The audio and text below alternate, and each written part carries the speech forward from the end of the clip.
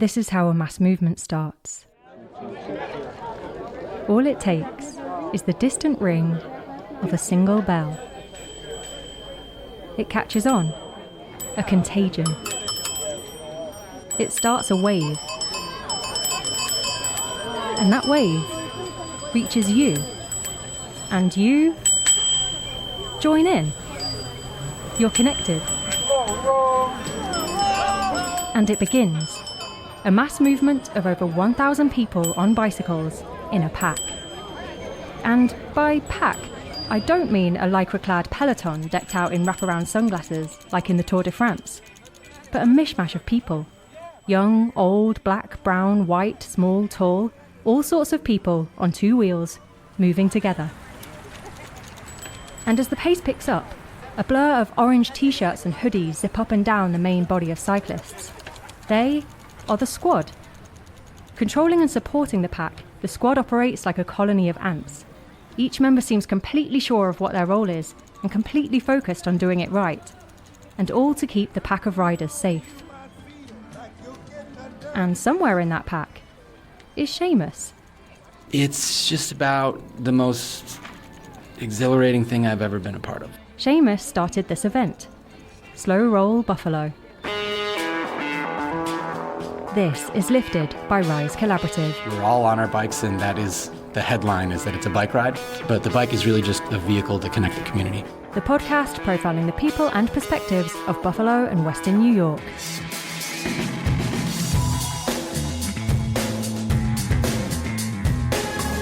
We're not looking for a certain kind of person. We're just looking to bring a community together. More after this.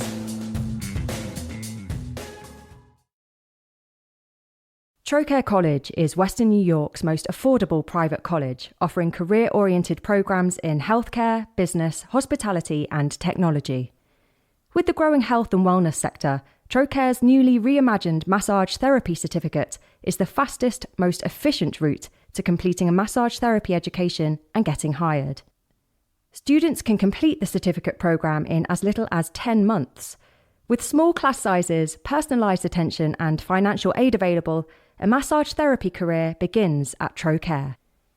Learn more at trocaire.edu to register for an admissions event or apply today.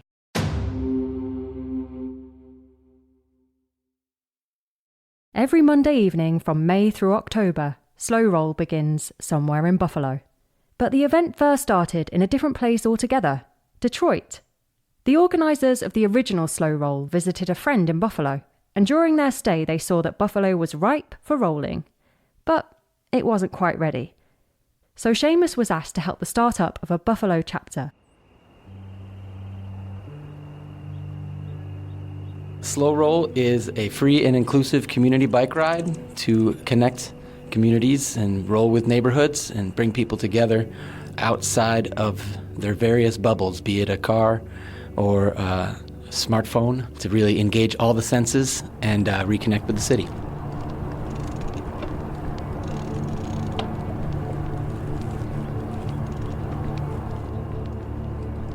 We started in August of 2014 with about 10 or 15 volunteers, and we had over 200 people for the first ride. To get out of the car and get on the bike and not just do it alone. It's fun enough to do alone, but to do it with a pack of people where you're kind of connecting with and relying on each other creates just this spirit, this communal spirit that is unique. At least it's unique to anything I've experienced. We got over 400 people with the second ride the next month, and there was the clear spirit there with that many people and the feeling that we were onto something.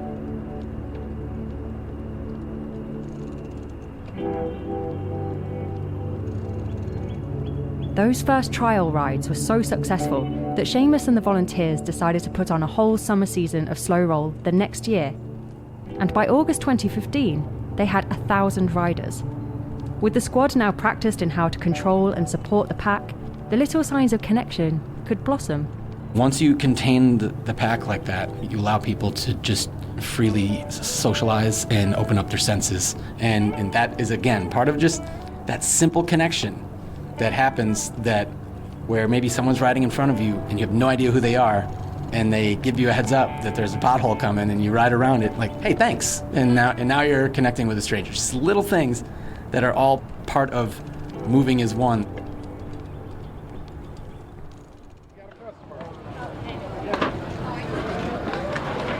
What is it about Slow Roll that keeps you coming back? You get to see different neighborhoods that I've been living here for 40 years, and there are some streets that are new to me on the bicycle, and but I tend to bike further when I bike with a crowd. The way that it brings people together from every different community, from all walks of life, people just come together, and it's just one big happy family. It's fun to do it with a larger group of people, and I also like the fact that they do a little historical thing at the stops in the middle. If you're towards the front, you can hear it. So it's a good way to learn some historical information about Buffalo while you're out exercising. Everybody that I asked about why they do Slow Roll said something about connection or community or camaraderie somewhere along the line. Whether it was about connecting with their own bodies through exercise, or to the outdoors, the city, strangers, old friends, or all of the above. But many riders take part because they want to experience neighborhoods that they may have only ever been through in cars, or maybe they've never even experienced them before. So how come this is the case? Why is there even a need for people to reconnect with the city, as Seamus puts it? We have these cities designed for cars, not for people. We have highways in the heart of our city that have destroyed parks and neighborhoods. And our society is built on convenience, and that convenience is killing us. It's killing our environment, it's giving us cancer, it's separating our neighborhoods, it's segregating our communities. This city, Buffalo, needs to change.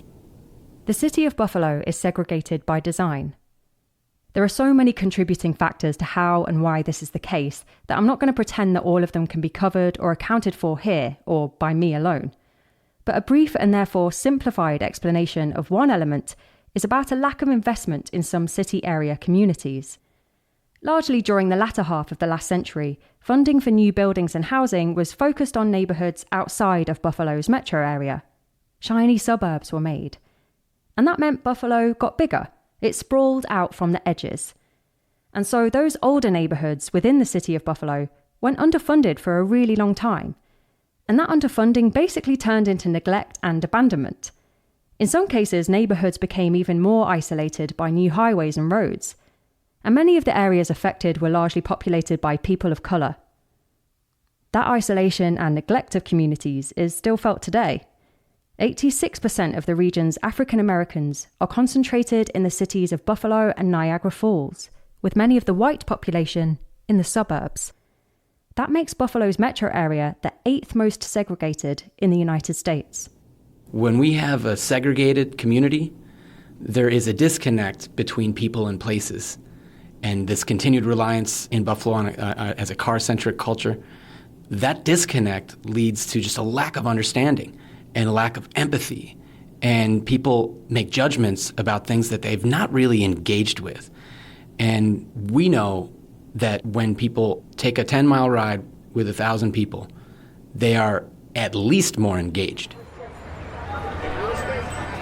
You should know that there has been a movement to put this park back in place to get rid of this expressway. Another way to encourage engagement are the stops on the ride. There are 2 stops, and they're called mass-ups. The functional purpose of that is keeping the pack together. The opportunity that comes with that is wherever we're stopped, we have a captive audience in a place where a lot of them have never been. So whenever we're stopped, we pass the mics to people in that immediate area. So whether it's a block club leader or someone who runs a community organization or someone who's been in the news, our overall agenda is just connecting the city. So that's a quick and dirty story about the city. Enjoy your ride. Thank you. Those early rides of 2014 and 2015 were a huge success and took some real positive steps toward creating connections. The talks at the mass-ups were popular, and Seamus had block club leaders approaching him, asking him to include their area on the route or to feature a particular speaker to share something about their community. But as the number of riders grew, so did a problem that was staring everybody in the face. We got big, fast, and mostly white. And that is a reflection of myself and our volunteers who were mostly white.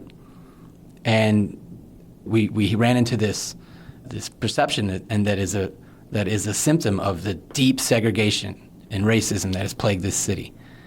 That people would look at it and say, oh, that's their thing. That's not for me. That's something that those people do. And I was really naive about that. In some ways, that connection was stalling. The capillaries of Slow Roll weren't reaching all of the people they could or should. And Seamus wanted to make sure that everyone felt that, yeah, this event, it's for me. The greatest challenge of Slow Roll is the greatest challenge of the city of Buffalo, is how do you address segregation and the problems that it has created going back decades on an institutional level. And we have grown in part because of the privilege of the organizers. And that has upset some people. And it upsets me too. But I'm not going to not do it. I'm going to be intentional about fighting it.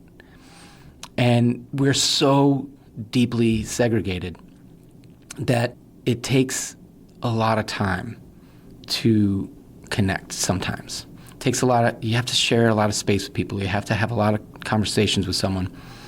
That first person was a guy named George Johnson, who runs an organization called Buffalo United Front.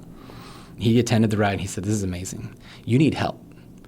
Because what you're doing has the potential to connect the whole community, but the whole community is not listening to you because they don't trust you because of your appearance, not because of your message, because of the history of people coming into communities of color and marginalizing them. And so he formed the East Side Bike Club. And when George started the East Side Bike Club, he said, we're going to get a bunch of people on the East Side, from the East Side, to start riding their bikes for themselves, but also to integrate Slow Roll. And it's working, and it's beautiful. It's been going on for 3 years.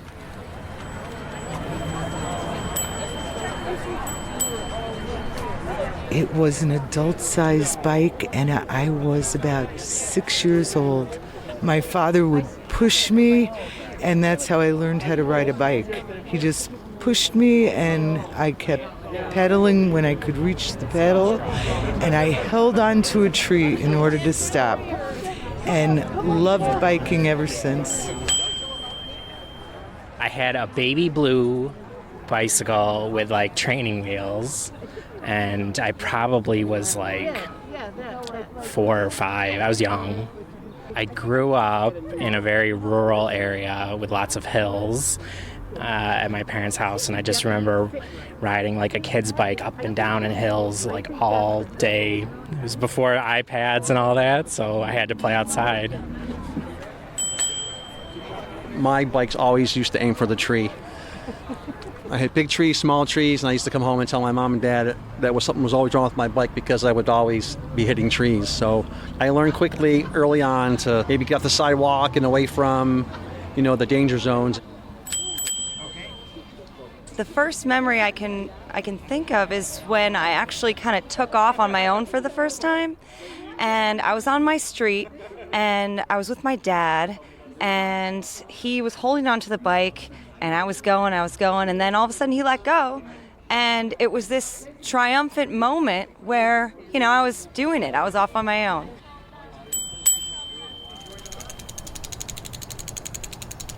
When I figured out to ride on 2 wheels with my dad's hand on my back, when he pushed me off and I first got it, and I went to the corner and back, and he said, congratulations, here's $3. Now you can go wherever you want. And I rode, instead of going to the corner store, to buy baseball cards. I went to the corner store in the next neighborhood and bought baseball cards there. And that freedom was real. I would be out on my bike all day. Many people's first memory of riding a bike is of them as a lone entity, and the thrill of being untethered and pushed off into the unknown. And as you go, your world expands. You discover things, people, places, a new way to get to a familiar destination, and all under your own steam. And as you keep moving, the horizon moves with you. Slow Roll takes that idea and lets people move their horizons together. It's not perfect, and it's not a solution to the city's wider problems concerning highways, abandonment, sprawl, and racial segregation. But it's the ring of a bell, and connection is contagious. We're going into all of these challenges in our community with clear eyes and good intentions. We may be naive about some things. We've learned a lot. We've made some mistakes. But we have been mostly welcomed.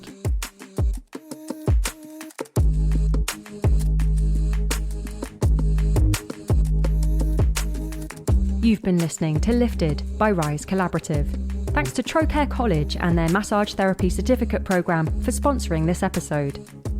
This is the final episode of Lifted this season, but if you haven't already heard them all, you can find more episodes from seasons 1 and 2 wherever you found this. And if you've enjoyed the series, go ahead and leave us a review wherever you listen. Lifted is produced by me, Holly Kirkpatrick, for Rise Collaborative.